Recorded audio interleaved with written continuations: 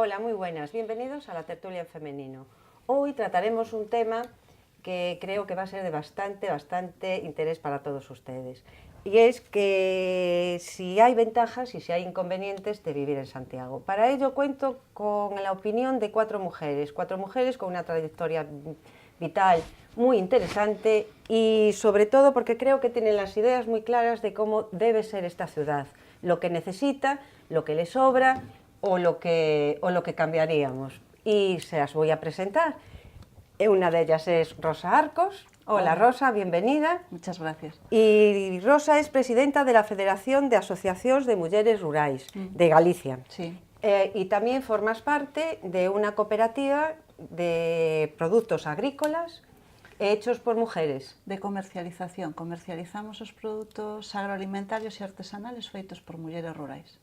Y también tenemos que decir que también vienes en representación de esa parte de Compostela que es rural, porque sí, no todo es zona monumental y zona ciudad, digamos, sí, sino que Compostela tiene un espacio rural muy importante y además muy interesante.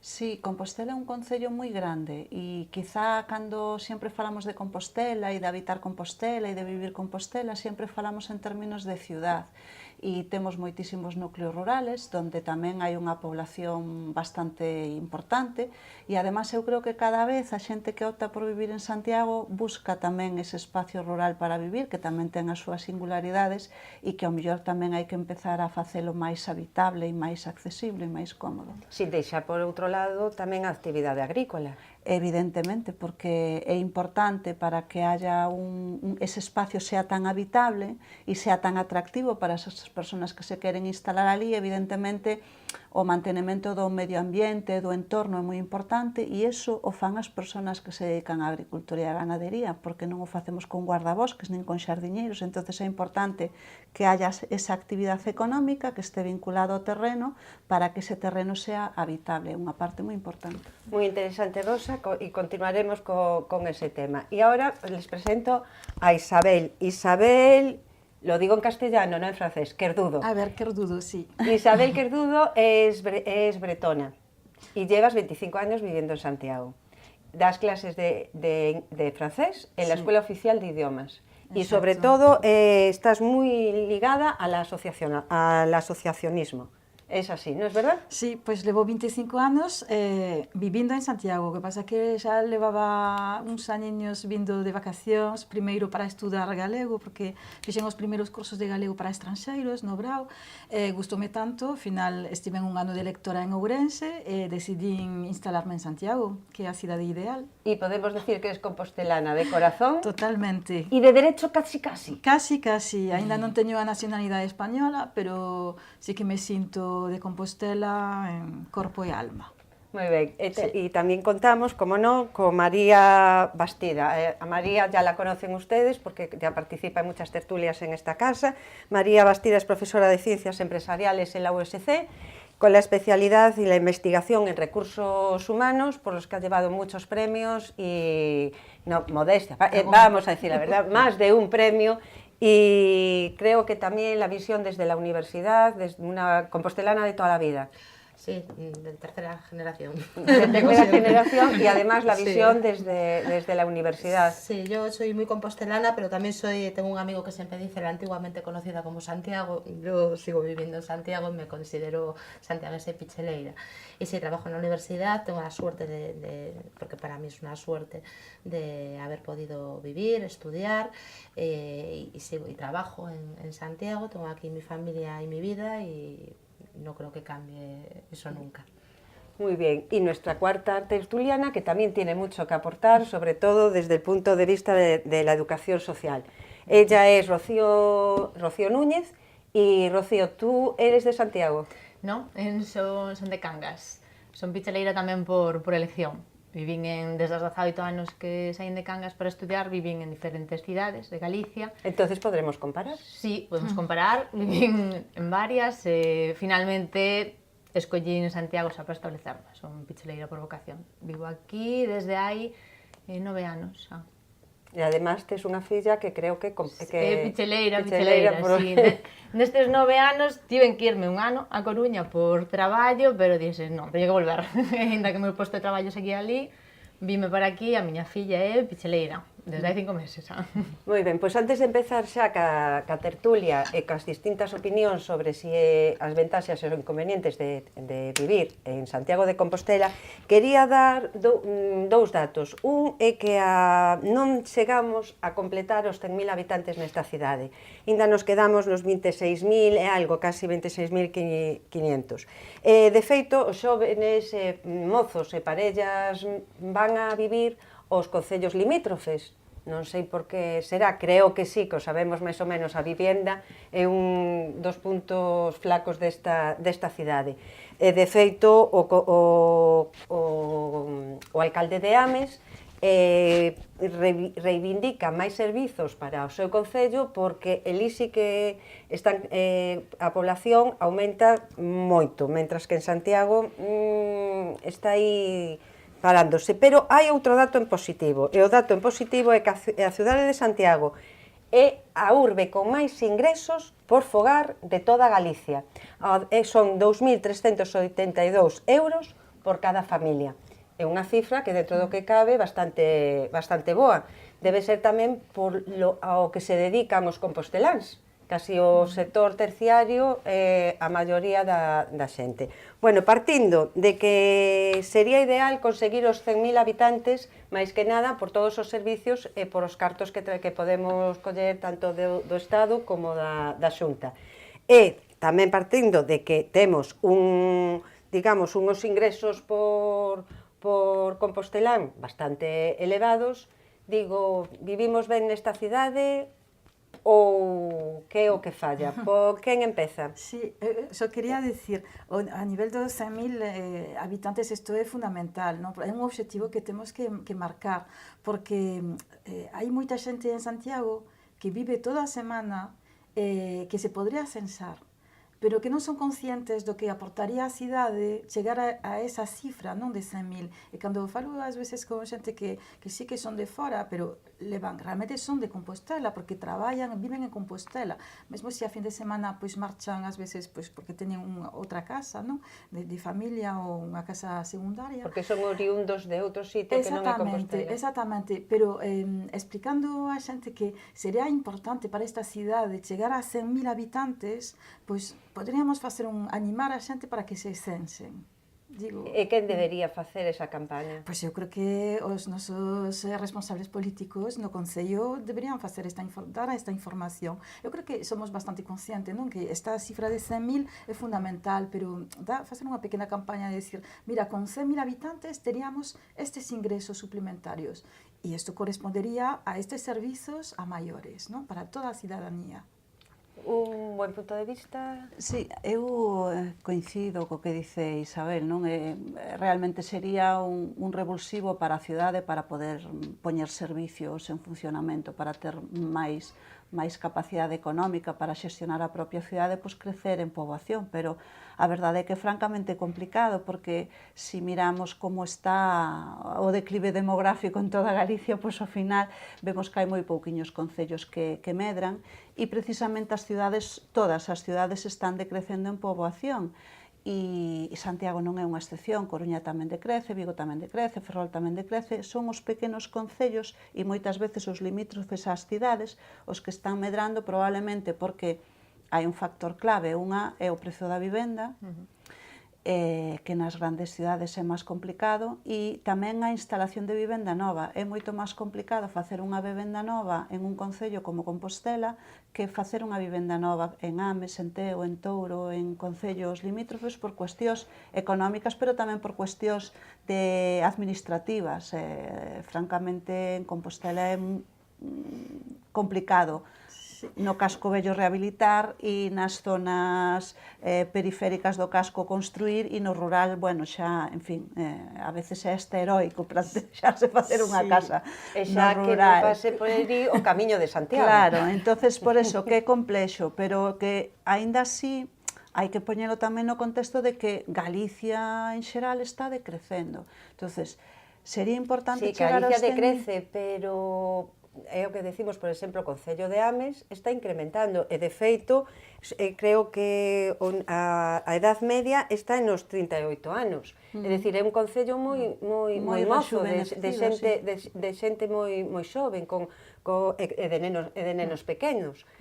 E crece a unha proporción bastante elevada, mentras que Santiago non é que decrezca Santiago. Santiago, o último ano, nin siquiera se estanca, crece moi pouquiño. E ainda non chegamos a esa cifra dos 100.000. Pero se Ames crece, por que non crece Santiago? Pola vivenda solo. Sí. María? A ver, evidentemente hai unha tendencia, como está sinalando Rosa, non? Que non é que sexa Galicia, que é xeral, non hai máis que ver os países no marco da Unión Europea, unha cousa que atingue prácticamente a toda a ciudadanía, urbe e torbe, non? Que diría Francisco. Pero vamos a ver, o problema de Santiago, esa cifra de 100.000 habitantes, que é un mito, non? Parece xa un obxectivo, está sentado nos últimos 25 anos, non? Eu non teño moi claro que sexa unha cuestión de responsabilidades políticas, eu penso que nós mesmas aquí mesmo estamos facendo unha especie ou podemos facer unha especie de campaña de chamamento ao importante, o esencial que sería alcanzar esa cifra, pero insisto que é un obxectivo que leva aí dende que eu teño memoria, non? O outro día eu estive escoitando nun medio de comunicación a 4 representantes políticos neste momento no Concello de Santiago que se dedicaron basicamente a tirarse os zapatos uns a outros en relación con quen tiña máis culpa deste modelo e desta eiva, non? O que non aportou ningún foi unha solución. Eso penso que parte do problema, non? Aquí se sentou un modelo de cidades dormitorio que tamén na Coruña, tamén en Ourense probablemente, non?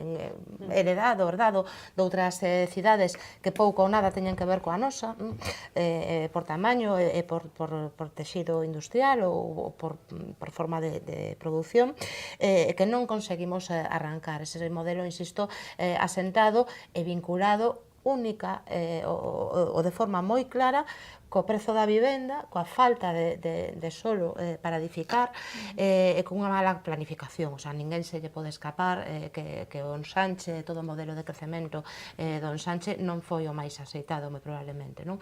Entón, é un modelo herdado que é moi difícil de corrixir, insisto, sobre todo cando non parece que haxa unha vontade por uns, por outros. Nos últimos anos eu non detectei ninguna vontade de corrixir isto, non? Si parece que houve algún intento de crecemento, antes comentábamos, nos traballamos ou vivimos en Meixón Frío de cara ao norte, cando todo parecía indicar que o modelo ia cara ao sur. Ben, eso volve a respostar ao mesmo, non? Probablemente unha falta de planificación e unha falla, na miña opinión, de polo de atracción, claro. O sea, algo moi vinculado probablemente cos ingresos medios da cidade, cales son as nosas principales fontes de ingresos. Non podemos obviar que en Santiago ten unha gran e potente universidade, que Santiago ten o aparato todo da Xunta de Galicia administrativo está aquí, e canta xente do funcionariado vai e ven, cando se podería sentar probablemente nese rural que está, porque aí hai moito por edificar. O rural non podemos dicir que este saturado ni moitísimo menos, non? Claro, logo... Pero sí que ten unhas limitacións. Claro, aí está. Ten unhas limitacións bastante... E por eso me queixo da falla de planificación, non? Porque penso que as cousas, se non se fixeron ata agora, se poden facer moi probablemente, e polos de atracción, traballo temos, capacidade de asentamento poboacional temos, servizos temos e podemos ter moitos máis. Entón, pensando e consensuando, penso que se podería dar algunha solución e chegar por fin a ese nivel, non? Sí, eu penso un pouco o mesmo, que para chegar a eses 100.000, pois a cidade sí que debería ofrecer alicientes ás persoas. Bueno, estás por aquí, vas e ves, por que vou elexir Santiago para vivir, cando si o meu poder adquisitivo é bastante bo, somos cun poder adquisitivo das maiores cidades, non? De Galicia, Sí, polo que día estadística, a maior, non? Creo que sí, a maior. Sí, polo que comentaba María, bueno, está Xunta, funcionariado, universidade e demais. Creo que sí que a cidade debe ofrecer, ¿no?, servicios e alicientes. E o tema da vivenda sí que me parece fundamental. Temos os alugueres tamén dos máis elevados.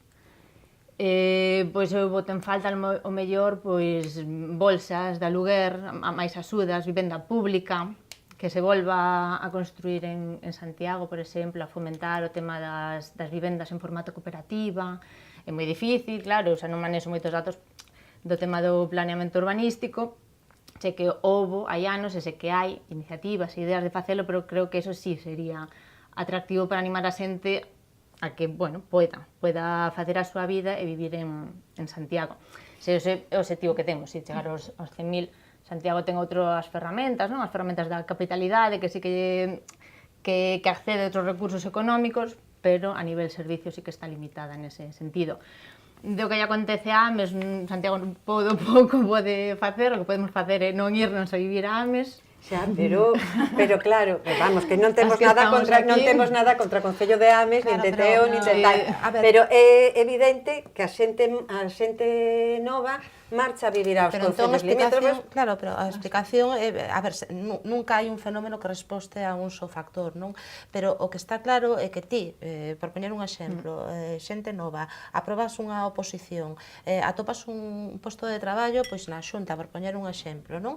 Se en Santiago vais deixar o 40% do teu salario nun aluguer a 5 kilómetros escasos cunha boa comunicación, ademais, pois deixas só un 10%, pois está claro onde sitúas o percentilo, onde sitúas a elección, non? Por moito que sexan a razón ou o primeiro factor, normalmente é a explicación máis sinxela, non?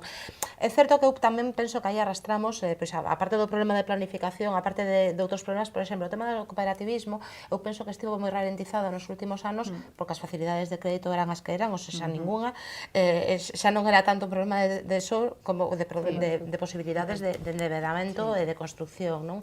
E logo tamén hai outra parte de alugueres que estaban destinados pois a estudiantes que vivían e que era moito máis fácil alugar un piso nunhas determinadas condicións que normalmente non era de todas que compartisen 4 ou 5 persoas. Ese modelo tamén está dando sinais de esgotamento, non? Sí, porque cada vez tamén hai menos estudantes. Non tanto por iso, senón como, por exemplo, teño moitos estudantes que van veñen pois co tren, por exemplo, pois dende Vilagarcía, de Padrón, dende Coruña, bueno, empeza a mudar, non? Entón, ao mellor hai que planificar, hai que prever, hai que esperar a que estes modelos que, insisto, penso que se están esgotando e que as facilidades de crédito, por exemplo, o cooperativismo de construcción agora, sempre cando teñan onde construir, que esa é outra, pois poden dar resultado. Sí, o tema do, perdón, o tema do espazo, simplemente quería decir, o tema do espazo é importante porque necesítase como 500 metros cuadrados, ¿no?, para facer unha vivenda, e cando ves os prezos do metro cuadrado é que é algo totalmente artificial, o sea, é algo que non é aceptable, que realmente hai unha especulación a nivel do prezo do terreo que non é lóxico, porque por ese prezo na miña vila en Bretaña compras unha casa polo prezo do terreo só. Rosa, un pouco por esa liña iba, non? Eu creo que sí que é certo que os modelos van certamente esgotados, que tamén habría eso que analizar o porqué. É certo que tamén nos concellos limítrofes hai moita poboación que vive e está censada ali, que fixo a súa vida ali porque económicamente lle era máis viable que facela aquí, pero que ven todos os días a traballar a Compostela e que, polo tanto, serían suxetos ao mellor de censarse aquí, pero é difícil que iso ocorra se non hai unha disponibilidade de vivenda a un precio máis asequible do que actualmente. E eu, en ese sentido, creo que hai unha falta de planificación máis a lado inmediato, que moitas veces pois a gestión do público lle leva a xente, non? Dicir, bueno, eu teño unha legislatura por diante que son 4 anos, vou a ver isto e non estás pensando a 20 anos vista.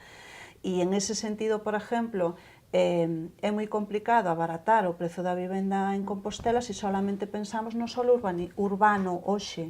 Claro, se tú para ir a construir o rural, pois eso, necesitas en suelo calificado como urbano unha parcela de 500 metros, pero en urbanizable, que xa é outra categoría, estás falando de 2000 metros para unha vivienda unifamiliar con un ratio de edificabilidade, claro, entonces ao final dices tú, e cantos metros cuadrados me quedan alrededor dunha vivienda de 90 metros. Entonces, as limitacións de construción no suelo rústico, no suelo urbanizable ou no suelo que está na zona rural, que podría funcionar para abaratar ese precio da vivenda, as condicións actuales para poder edificar son terribles. Entonces, e estás falando además de que logo tes que edificar con unhas limitacións moito máis grandes que na cidade, pois unha doble planta, un máximo de... Entonces, eu creo que aí, nos núcleos rurais que temos dentro de Santiago, máis alá das limitacións actuais, ao mellor habría que facer unha planificación a medio e longo plazo para que aí tamén pudera haber solo disponible para edificar, que viñera a xogar para abaratar o precio do suelo, pois eso, de todas estas zonas así máis xa dentro do casco, non? Porque senón... E facilitar que a xente, además, se poda sentar aí, que eso habría que complementalo logo, de logo con servicios, eso transporte... quería, aparte da vivienda, tamén quería cambiar un pouco de tema para non centrarnos solo na vivienda, porque tamén podíamos falar da rehabilitación, dos problemas que temos no casco histórico, e incluso supoño que tamén haberá para reformar algunhas das casas do ensanche. Pero, aparte de os problemas da vivenda, é eso, as comunicacións. Vamos a cambiar de tema e vamos a falar dos autobuses, de andar en coche, en autobús, en bicicleta, si vivimos no rural ou vivimos no casco histórico, que tamén temos problemas de mobilidade. É un problema a mobilidade en Santiago? Bueno, é un dos problemas e eu teño varias solucións que me parecen sinxelas de aplicar. Temos uns aparcadoiros disuasorios que xa están en Meixón Frío, que está cerca da nosa zona, que coñecemos ben por estar infrautilizado, porque a verdade é que a parte dos autobuses de turismo e máis as autocaravanas durante o período estival, pois está infrautilizado, non? Entón, eu creo que para valorizar é que a xente se anime a utilizar o coche ata o aparcadoiro, deixar o coche fora da cidade, ou ben en Santa Marta, na zona sur, habría que colocar unhas lanzadeiras que funcionase cada 5 ou 10 minutos, e mesmo que podría ser gratis, ou co prezo, se pagamos €1 o aparcadoiro para ter o coche aí todo o día, por exemplo, bastante tempo, poder baixar ao centro sen utilizar o coche. Así non invadimos o coche con tantos coches, ou a cidade con tantos coches. Creo que é unha medida moi fácil de aplicar. Non creo que sexa moi caro. E quitaría moitos coches. Bueno, entre eso está ter que regular outra vez todas as líneas de autobús. Eso sí é importante. A ver, eu son usuaria do bus urbano, en xeral non teño queixas. Tamén é certo que a liña que utilizo eu, o número 1, que é o do polígono do Tambre, pois aí penso que se nos podemos queixar de algo é de falla de número de autobuses, porque probablemente sería máis utilizada. Eu concordo completamente co que está comentando Isabel dos aparcamentos disos. A ver, eu penso que en Santiago conducimos daquel xeito. Meu home de Vigo sempre diga que aquí non temos nin idea, porque non é certo. Hai rúas en Santiago que, a ver, en tono a miña culpa, non? Tamén son corresponsable. O tema do doble carril aquí é menos mal que agora parece que liberamos bastante a doble fila de aparcamento, non? Estamos máis pendentes, pero bueno, cóstanos sobre todavía. Santiago, cando, probablemente por como está deseñada, cando chove é un caos de tráfico, non se lle pode escapar a ninguén, non? Se xa concorremos cos autobuses nos colexios, entón xa é unha tolemia. Entón, hai moitos anos que reivindicamos algúns, ou que pedimos algúns, o que pasa que isto non é unha solución tan barata, o tema dos microbuses, non? Probablemente para chegar a algún destino concreto, que as liñas non fosen tan longas, destiñar un microbús a liñas máis curtas, claro, eso xa non é unha medida barata, pero o mellor, aí enlazo co que comentaba antes Rosa, eu tamén penso que un político en xeral, dame igual o político que sexa, é moi difícil pedirlle medidas que vayan repercutir ou beneficiar ao que veña despois, non? Pero o mellor si fai falla que alguén tome as rendas e un pouco de altura de miras, dando un golpe dicindo, bueno, pues isto vai ser caro, pero a longo prazo é sustentable, vai beneficiar a todos. Sempre e cando teñamos autobuses tamén verdes, é dicir, efectivamente, bueno, penso que hoxe xa vai un pouco por sentado, como estamos mudando. Bueno, pero aquí temos problemas cos autobuses, os últimos autobuses eran bellos, contaminan, pero probablemente esa revitalización, esa renovación, da liña de autobuses urbanos do servizo público en última instancia de transporte, con medidas ao mellor, eu non digo que sexa caro, pero igual aí se podería incidir algo máis, porque en última instancia é algo que nos beneficia a todos, non? Poder sacar o coche, sobre todo do centro da cidade. Eu penso que certas medidas que se tomaron, que pareceron bastante dramáticas de cara á peatonalización de distintas rúas, eso tamén foi un impacto preguntarvos, gordo, pero a medio prazo todos vemos que é moito mellor, dá gusto pasear pola zona bella por outras zonas de Santiago, e polo tanto, eso xa é unha experiencia positiva, unha experiencia que aprendida, non? Que podemos... Sí. Pero en esto, eu falando da cidade, que non é a miña especialidade, pero falando da cidade, eu creo que as cidades teñen que ser habitables, teñen que ser vivibles, e polo tanto as cidades onde as persoas poden pasear con tranquilidade, están peatonalizadas, pois hai modelos que funcionan moi ben, temos algúns moi cerca de aquí, que además teñen premios internacionales sobre o podes decir, Pontevedra, por exemplo, e que é unha cidade que dá gusto pasear por ela, e é unha cidade na que además de estar peatonalizada conseguiron que vivira moita xente volver a vivir no casco histórico, non é o que está pasando en Compostela. Por que? Porque ali tamén hai un modelo de compaxinación, de peatonalización, de servicios, de rehabilitación, vai moito máis alá. Eu creo que ese é o tipo de modelo que hai que buscar, as cidades teñen que ser vivibles. E eu en eso, además, apuntaría de que un factor moi importante para que as cidades sean vivibles é que sean accesibles, sobre todo, especialmente para as mulleres, para os maiores e para os nenos. Non tanto para as persoas que simplemente traballan en unha zona, sino para as persoas que realmente se queren asentar aí. E Compostela, en ese sentido, a zona bella, que é preciosa e mellorou moitísimo, que non hai tampouco reproche, non quero que se interprete como un reproche, non é moi vivible.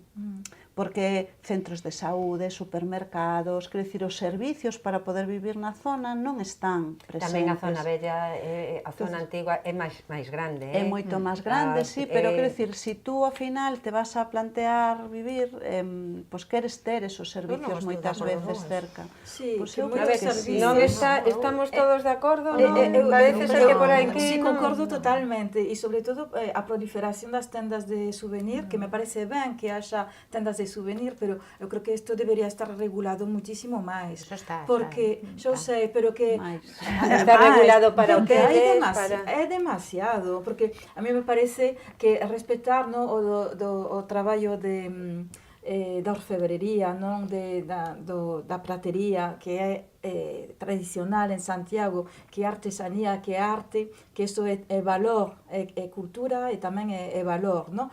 Pero hai moitas tendas que venden produtos made in China, que son cousas que realmente non atraen valor, ni son servizos para as persoas que viven en Santiago, non? Eu non concordo, perdón, que...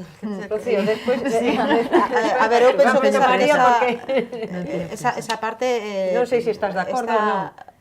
Como comentaba aquí a compañeira. Vai María, pero ti non, fala ti, era para ver se estaba de acordo contigo ou estás de acordo con elas. Ni con unha ni con outra. Vale, pois vai María primeiro e despois comentas ti. Si, eu non... Houve partes, eu penso que esa parte está xa regulada, non? De feito, foi unha das primeiras medidas, se non lembro mal, do goberno municipal actual. Tamén penso que eu son, por formación profesional, oposta a regulacións e limitacións de tipo comercial e empresarial, pero non quere dicir con isto, porque penso na autorregulación. Probablemente se chegaría ao mesmo, pero bueno, non digo ni moitísimo menos, ao contrario, estou completamente de acordo con esa medida. E de feito penso que, por exemplo, nestas rúas de aquí, no Preguntoiro e demais, se están recuperando, estamos asistindo a unha proliferación de negocios, de pequenos negocios, de pequenas tendas, xa non tanto de artesanía, pero sí de produtos, pois a maior agroalimentarios e demais, que son moi interesantes importantes que se diría agora no argot, no? Que están contribuindo, pois a Rúa de San Pedro, por exemplo, está recuperando tamén o pequeno negocio. Eu penso que Santiago é perfectamente habitable, o que pasa que Santiago o que non temos é moita cultura de habitabilidade, non? O sea, non estamos moi acostumados, estamos demasiado acostumados a ir co coche ao pé da casa e levar a compra do supermercado ao pé da casa en condicións que o mellor, hombre, o clima, a boina que temos sempre encima, eso tamén axuda, non? Pero penso que nos falta un pouco de cultura, por eso digo, houbo penalizacións en Santiago que pareceron moi dramáticas e que en nada de tempo xa estamos todos, isto un pouco como de fumar, non? Cando aprobaron a lei, dicíamos todos aí, que imos facerse o pitillo na cafetería, e sen embargo, en 2 meses, 6 meses, dixemos todos, que maravilla. E moitas cousas que pasaron en Santiago, a ver, ao mellor o que non está moi desenrolado é o transporte metropolitano ou o que te permite acceder, por exemplo, miña nai, perdón por poñer un exemplo particular, pero vive en Marrozos e ten menos dun autobús a hora. Eso é un problema, os fines de semana peor. Pero na cidade, eu penso que máis que a cidade non sexa habitable, o que nos falla é probablemente a cultura de habitabilidade. Tamén creo que o problema da rehabilitación, sobre todo no casco histórico, para poñer ascensores, para acceder mellor ás vivendas, tamén é un problema bastante grande. E despois temos zonas como Vite ou Vista Alegre, donde os bloques de vivendas tampouco teñen ascensor, non? Creo que neste programa Estánse rehabilitando, pero aínda non o ten de feito, xa hai moi importante. Xa hai unha partida presupuestaria para axudar e tal. Pero bueno, encontrámonos que aínda están sin facer, hasta que se fagan as cousas non podemos decir que xa está arranchado o problema, non? Entón, hai unha serie de problemas que é o que fai que, supoño que por aí vai Rosa, que é difícil vivir nunha zona onde tes o supermercado moi lonxe. Home, e que temos unha cousa que temos a plaza, que é unha maravilla, non? E que creo que seguimos tendo conciencia de plaza, pero a plaza non abre polas tardes. Moitos de nós traballamos polas mañás e non podemos hacer a compra, que máis que nos gustaría ir todas as mañás por ela. Entón, creo que sí, que hai moitos problemas no que é o casco histórico. E agora tens que falar ti, Rocío, porque... Non quero pisar a ninguén, pero gustaría me opinar. Si, recupero un pouco do que estamos falando, eu sí que hai un pouco de todo, estou un pouco de acordo con todas, porque sí que, ademais do modelo de mobilidade que se está revisando tan necesariamente, si está tamén que ten que ser compatible con o noso modelo ou estilo de vida. Eu recoñezo que son de ir a andar. Se está a media hora de distancia, ou 35 minutos, eu vou andando. Canto menos colla autobús, mellor. Aínda así, claro, vivo no casco urbano, entón, cos transportes, estou medianamente contenta. Sí que creo que son moi necesarios as zonas peonís, que foron pequenos cambios dramáticos, sobre todo para a xente que vive ali, ou nun primeiro momento igual para... Aquí discutiso moito o de Montero Ríos, con, bueno, que é semi-peatonal, discutimos, nesta mesa discutiuse moito, e non creo que xa sido moi traumático, senón que... Bueno, a resistencia ao cambio é algo natural. É algo natural, pero bueno, creo que son medidas que se van tomando paulatinamente, non son cambios grandes e drásticos, pero que sí que é un modelo de cambio que favorecería tamén que se puidesen aproveitar os parques disuasorios. Cando ti xa sabes que no centro hai zonas peonís, pois máis motivo para non meterte co coche, que sí que creo que se deberían aproveitar máis.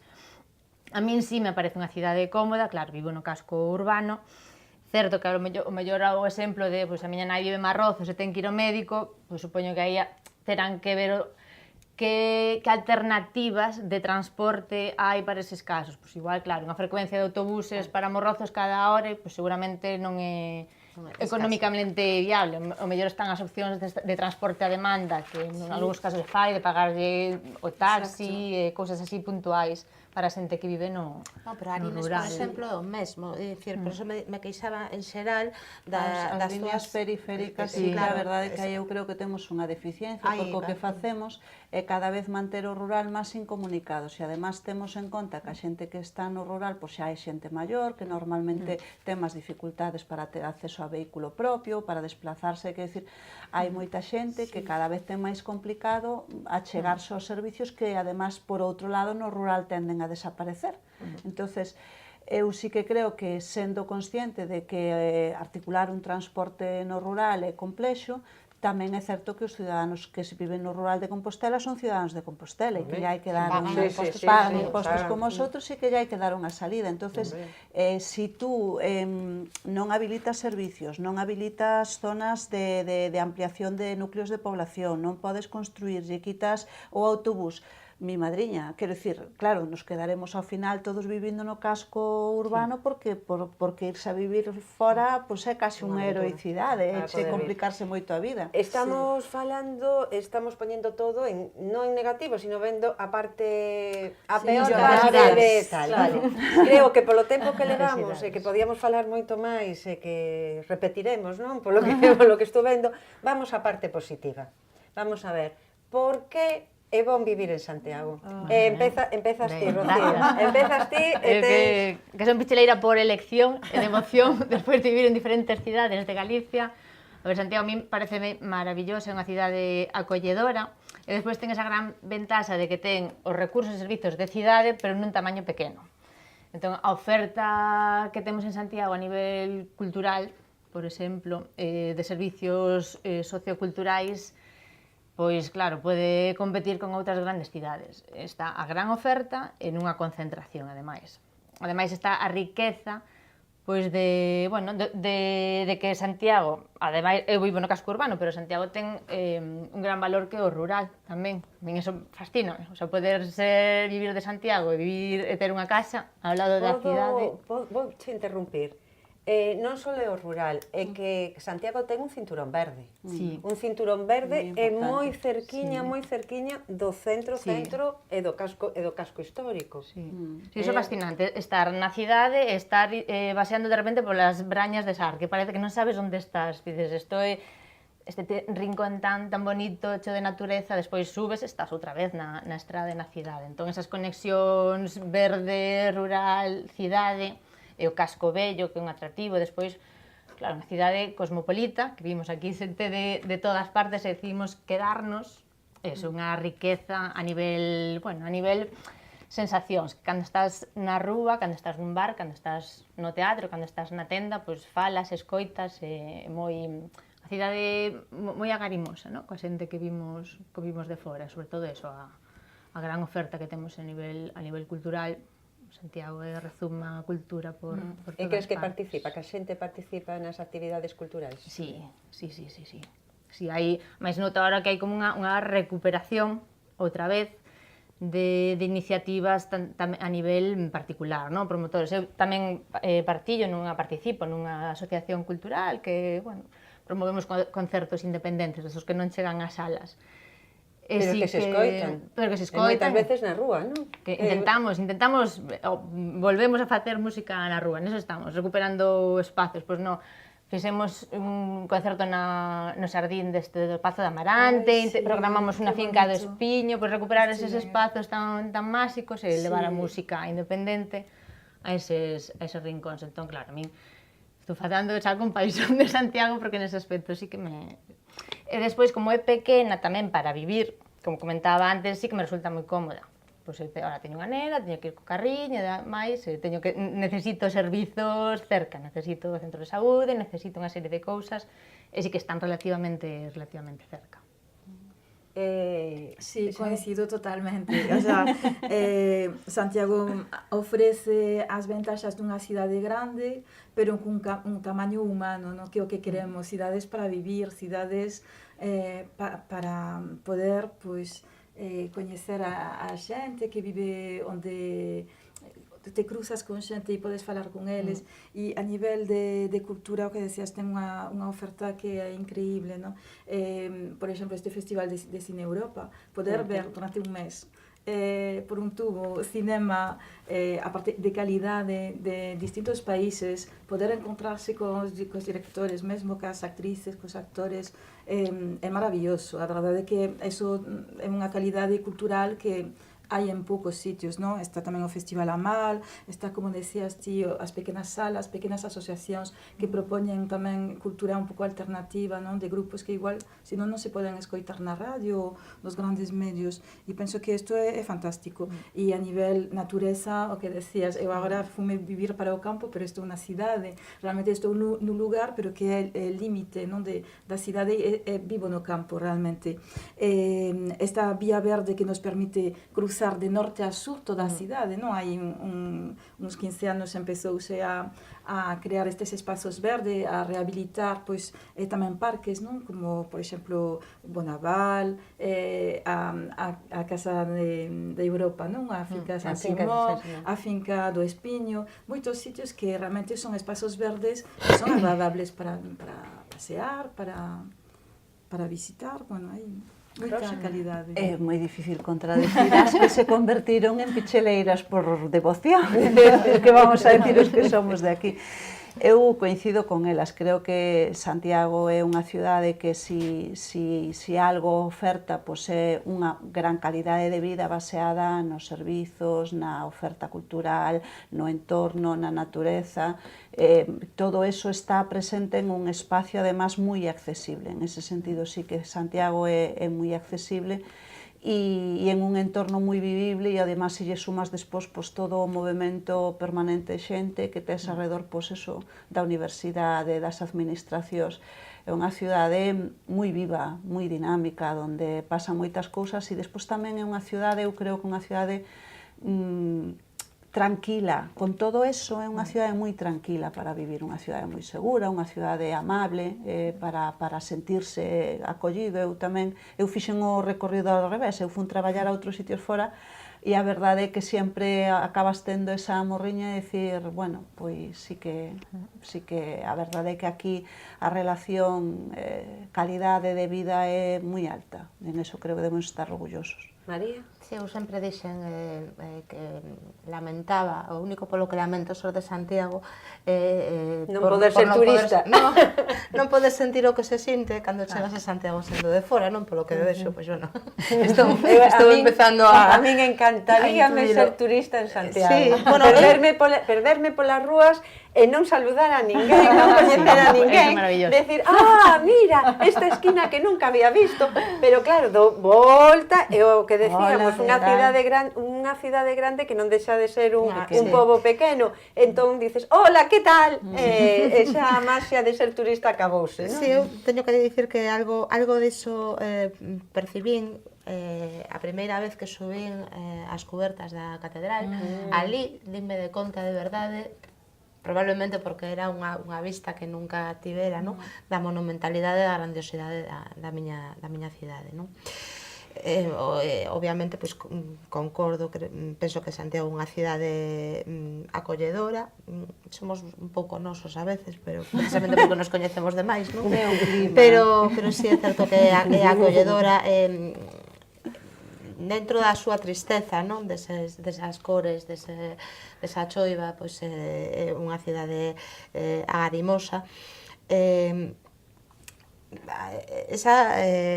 O que comentaba Rocío, non? Do maravilloso que é poñer un pé fora, non? Estar a min a veces asústame un pouco, porque algunha vez que paseo polo rural e digo, Dios mío, isto, pero se estamos a 100 metros da cidade, e como está isto así? Eso penso que tamén hai unha eiva interesante, pero si é certo que estamos a tiro de pedra, non? Boto un pouco de menos, penso que deberíamos de estar moitísimo máis orgullosos da nosa universidade. Penso que vivimos moi espaldas da universidade. Probablemente tamén porque a universidade moitas veces pecha, non acolle suficientemente. En toda esta oferta cultural, que eu concordo, boto tamén en falta, penso que debería de facerse un pouco máis esforzo de comunicación e publicidade. A veces é moi difícil enterarnos do que hai. Hai que ler el Correo Gallego, la agenda del Correo Gallego. Sí, pero moitas veces aí sale todo. Sí, pero moitas veces tamén hai que buscar demasiado e moitas veces non chegas a tempo, non? Aos eventos, porque, bueno, pois hai xente que se entera antes, pois, por exemplo, é moi difícil enterarse de cousas que pasan na Cidade da Cultura ou que promociona a banca porque non hai suficiente antelación.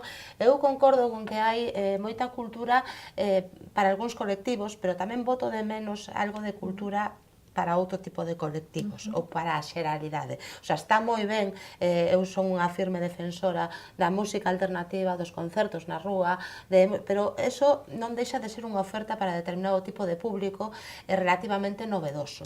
O que son os grandes eventos ou os eventos para todos, penso que últimamente están un pouco, non últimamente, levan anos, descoidados.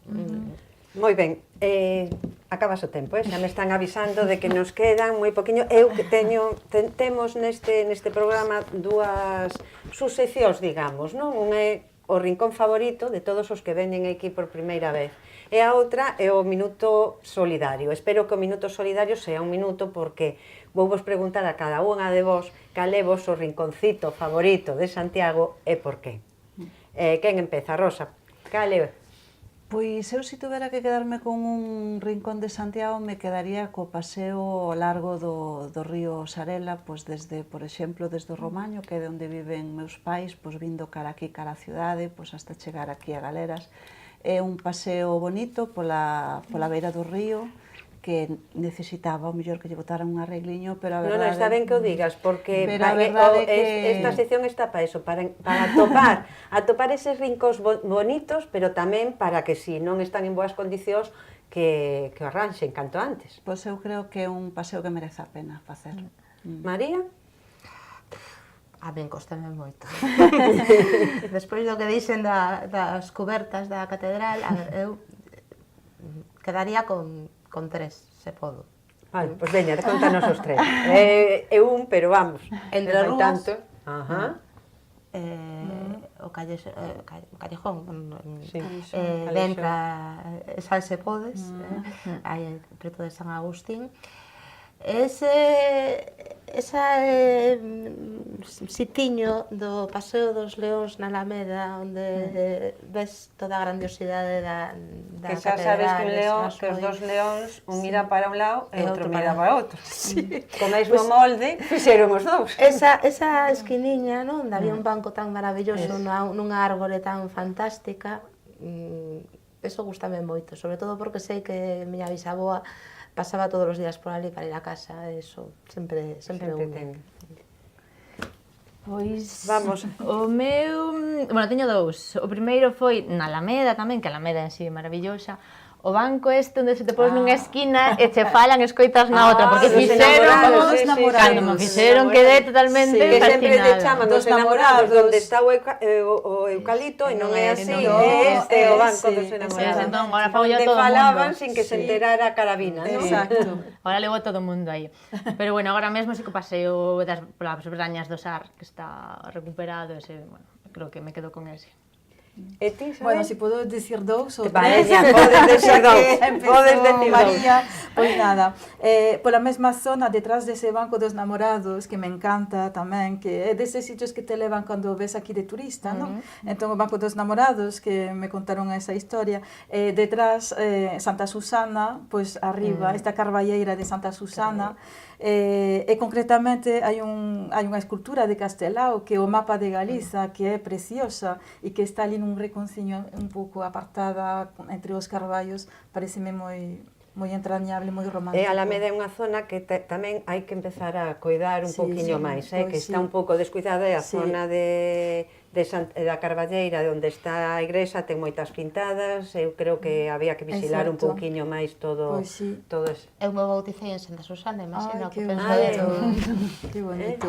Y otro, y a decir, bueno, otros dos, a ver, Bonaval, Bonaval, porque, bueno, é a historia de Santiago, pero remodelada, non é o moderno, o antigo, encántame ese contraste, a parte co Cega, aquí o Museo do Pobo Galego, tan perto, non, que se poden aproveitar tanta cultura xunta. Mais a finca do Espiño, que contaba antes, non? Que recuperar estes espazos privados Claro. para o público é maravilloso. E agora que se decimos- conserve. Con esa E maxia. agora podemos dicir onde meteríamos a bomba. Non, vámonos a quedar en positivo. E xa me están dicindo que temos que acabar. Eu quero ter ese minuto solidario co cual só tedes un segundo cada unha. Habládeme dese proxecto ou desa ONG a que queredes que a xente se entere do que están facendo e que podamos apoiar. Bueno, non sabía que había ese minuto Sí, solidario, pero sempre parece... no minuto solidario son eu a que digo sempre, pero neste caso, como as 4 sodes votedes por primeira vez, creo que é máis interesante que o dicades vos que o que poda decir moito eu. a posibilidade de dar a coñecer, pois, eu levo anos colaborando co Refuxio de Bando, formo parte do padroado, pero sobre todo agora son madriña, co cal todos os domingos vou pasear unha cadela que teño amadriñada, e invito a todo o mundo a que, se non poden adoptar, porque é unha responsabilidade adoptar un animal, sexa un can ou un gato, pois poida amadriñar ou apadriñar un can, que son 50 euros o ano, e vir pois pasealo un día da semana. Rocío? Como non sabía, non o trouxen preparado e, claro, por cercanía profesional, pois seguro que xa coñecedes, pero bueno, Fonte da Virxe, que é unha asociación de familiares de persoas con enfermidades mentais que fan un traballo excelente aquí en Santiago e fan obras, produtos tamén de artesanía, levan as diferentes feiras que hai por aquí, fan un traballo de rehabilitación, recuperación, de atención ás persoas e aos familiares, que hai que coidar das persoas, pero tamén dos coidadores. Sí, eso é fundamental, sempre repetimos. Esa labor que fan as asociacións de familiares parece moi importante. María? Pois eu, como tampouco tiña preparado, tiño que tirar polo que eu apoio na miña vida privada para ser coherente. Eu son socia tanto de ACNUR como da Fundación José Carreras para o apoio doación para a leucemia, e polo tanto, pois, como calquera outra, cada un no marco das nosas posibilidades, pois, como calquera outra obra social, pois, merecen todo o meu recordo. Rosa? Eu tamén, así, un pouco improvisando, eu colaboro con Médicos Sin Fronteiras e con Solidaridade Internacional, porque creo que son dúas ONGs potentes que además fan un traballo fantástico tanto aquí no Terreo como en outros moitos países, pero si tuvera además que prestar colaboración a algunha entidade de Compostela, que cando podo fago, pois porque desde moi pequena foi un dos sitios a donde eu fun e a pasar tempo, porque tamén a miña familia necesitaba o mellor pois esa axuda, pois sempre no albergue das persoas desfavorecidas que xestionan en San Francisco. E ali fixeron moitas actividades para os nenos das familias do rural e sempre tuvemos un espacio ali donde sentirnos acollidos. Eu creo que ali fan moi boas labores e creo que merecen Como sempre apoio. fan os franciscanos. Sí. Moi ben. Bueno, señores, acabouse o programa por hoxe. Xa ven que non chega o tempo. Repetiremos e seguiremos falando desas cousas boas e esas cousas malas que ten Santiago, pero eu voume quedar co bon. Algo así como ciudad cosmopolita, verde, segura, con unha boa oferta cultural, tranquila, viva e dinámica. Pois xa saben vostedes, non queda outra que disfrutar de Santiago porque merece a pena.